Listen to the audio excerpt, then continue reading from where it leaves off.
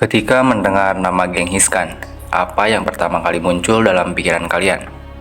Sosok pemimpin yang brutal dan haus darah, menaklukkan setengah dunia dengan kekejaman.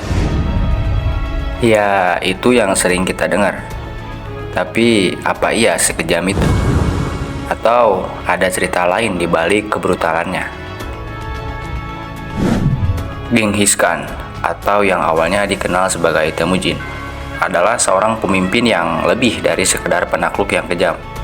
Dalam kurun waktu yang kurang dari 2 dekade, ia berhasil menyatukan suku-suku Mongol yang tercerai-berai, membangun kekaisaran yang meluas dari Asia Timur hingga Eropa Timur. Bahkan, wilayahnya jauh melampaui kekuasaan Romawi atau Persia. Kira-kira bagaimana seorang anak dari suku Borjigin yang ditinggalkan ayahnya di usia muda bisa berubah menjadi penguasa yang ditakuti di seluruh Eurasia?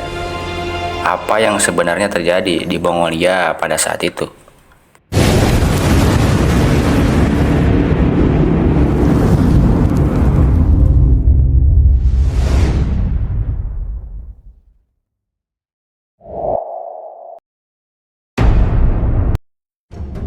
Temujin lahir di suku Borjigin, sebuah suku kecil di antara banyak suku Mongol yang sering bertikai. Ayahnya Yesugei adalah seorang kepala suku yang dihormati. Tapi ketika Temujin masih kecil, ayahnya dibunuh oleh suku saingan.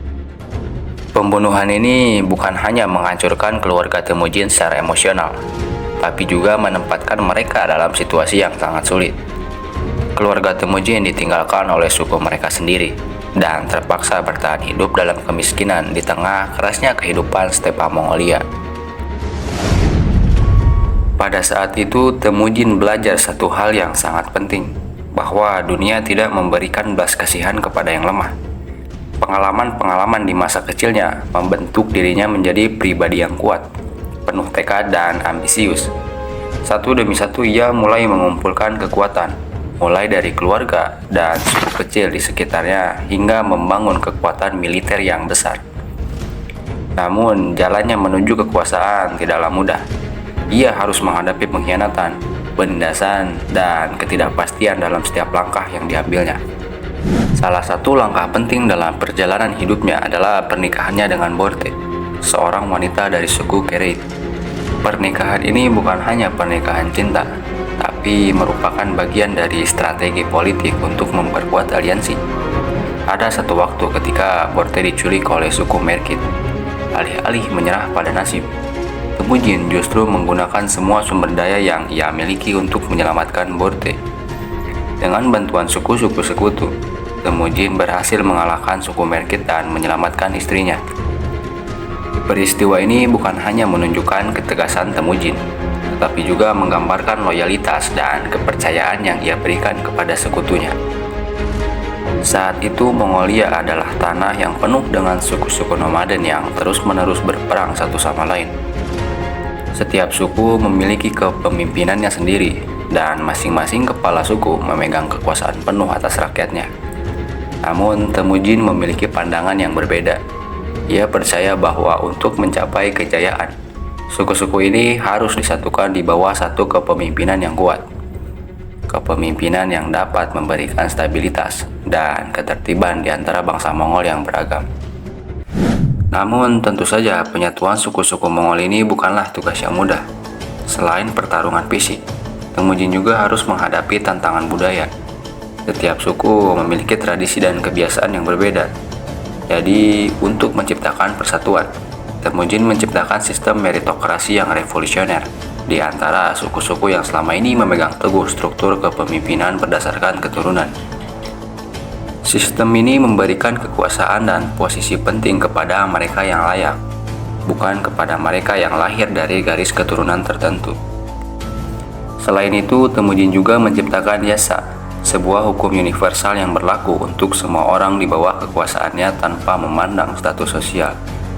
Ini adalah salah satu langkah besar yang diambil oleh Temujin untuk menciptakan stabilitas di wilayah kekuasaannya. Dengan adanya yasa, setiap orang, baik itu bangsawan atau rakyat biasa, harus mematuhi aturan yang sama.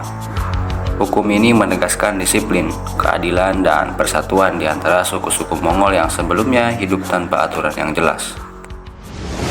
Setelah membangun aliansi, Temujin menghadapi tantangan dari para pengkhianat dan pemberontak yang menolak tunduk. Contohnya adalah konflik dengan sahabat lamanya, yaitu Jamuka, yang mencoba melawan Temujin untuk memperebutkan kekuasaan Mongolia. Namun, Temujin berhasil mengalahkan Jamuka dan musuh-musuh lainnya. Kemudian pada tahun 1206, setelah menaklukkan suku-suku yang menentangnya dan membangun persatuan di antara mereka, Temujin secara resmi diangkat sebagai Genghis Khan atau penguasa segalanya. Pengangkatan ini menandai lahirnya Kekaisaran Mongol yang bersatu dan siap untuk melakukan ekspansi besar-besaran. Setelah menyatukan suku-suku Mongol, Genghis Khan memulai kampanye militernya untuk memperluas wilayah. Pada puncaknya, Kekaisaran Mongol menjadi salah satu imperium terbesar dalam sejarah manusia, membentang dari Asia Timur hingga Eropa Timur. Ekspansinya tidak hanya didorong oleh ambisi pribadi, tapi juga oleh keyakinannya bahwa bangsa Mongol memiliki misi suci untuk menguasai dunia. Ekspansi besar-besaran Genghis Khan dimulai dengan menaklukkan dinasti Jin di Tiongkok Utara pada tahun 1211. Wilayah ini penting karena memiliki sumber daya alam yang kaya, serta kekuatan ekonomi yang besar. Dengan menggunakan taktik pengepungan yang kejam, Genghis Khan menghancurkan pertahanan dinasti Jin dan menjadikan wilayah Tiongkok sebagai bagian penting dari Kekaisaran Mongol. Setelah Tiongkok, Genghis Khan mengalihkan perhatiannya ke Asia Tengah. Salah satu pertempuran yang paling terkenal adalah penaklukan Khwarezmia, sebuah kekaisaran yang luas di wilayah Iran dan Turkmenistan. Awalnya Genghis Khan mencoba berdagang dengan Khwarezmia, tapi setelah salah satu karavannya diserang oleh gubernur lokal, ia membalas dengan menghancurkan seluruh kekaisaran Khwarezmia, menunjukkan bahwa dia tidak akan menoleransi penghinaan. Setelah menaklukkan Khwarezmia, pasukan Mongol bergerak ke arah Persia, mengalahkan berbagai kota besar seperti Samarkand dan Bukhara. Ekspansi ini dilakukan dengan sangat brutal, seringkali menghancurkan seluruh populasi kota yang melawan. Strategi membumi hanguskan ini membuat Mongol terkenal akan kebrutalannya, sekaligus menciptakan ketakutan yang luar biasa di kalangan musuh-musuh mereka. Meskipun dikenal sebagai penakluk yang brutal, Genghis Khan juga merupakan pemimpin yang cerdas dalam mengelola wilayah yang begitu luas. Salah satu inovasi terbesarnya adalah penerapan sistem meritokrasi, di mana posisi-posisi penting diberikan berdasarkan kemampuan, bukan hubungan keluarga. Hal ini mendorong munculnya individu-individu berbakat di kalangan bangsa Mongol dan memperkuat loyalitas terhadap kekaisaran. Selain itu, Genghis Khan mendukung perdagangan dan menjamin keamanan di jalur sutra, menciptakan Pax Mongolica. Di bawah kekuasaannya, para pedagang dan ilmuwan bisa bergerak dengan bebas dari timur hingga barat, mempercepat pertukaran budaya dan teknologi antara Asia dan Eropa. Keberhasilan militer dan administratif Genghis Khan tidak luput dari kontroversi. Banyak sejarawan dan penulis yang memandangnya sebagai penakluk yang brutal, sementara yang lain melihatnya sebagai pembawa perdamaian yang mempercepat modernisasi. Salah satu hal yang paling mencolok tentang penaklukan Genghis Khan adalah penggunaan kekerasan yang ekstrim. Pasukan Mongol terkenal karena taktik membumi hanguskan, di mana seluruh kota yang melawan akan dihancurkan tanpa ampun. Misalnya selama penaklukan di Khwarezmia dan Persia, pasukan Mongol membantai ratusan ribu orang, dan beberapa sejarawan memperkirakan bahwa serangan Mongol menyebabkan kematian lebih dari 40 juta orang. Kota-kota seperti Nishapur dan Herat diratakan dengan tanah, dan populasinya dibantai tanpa pandang bulu. Selain korban jiwa, penaklukan Mongol juga menyebabkan kehancuran besar pada pusat-pusat kebudayaan dan ekonomi. Perpustakaan, masjid, dan bangunan bersejarah di Baghdad dihancurkan, dan banyak karya seni serta buku-buku kuno hilang selamanya.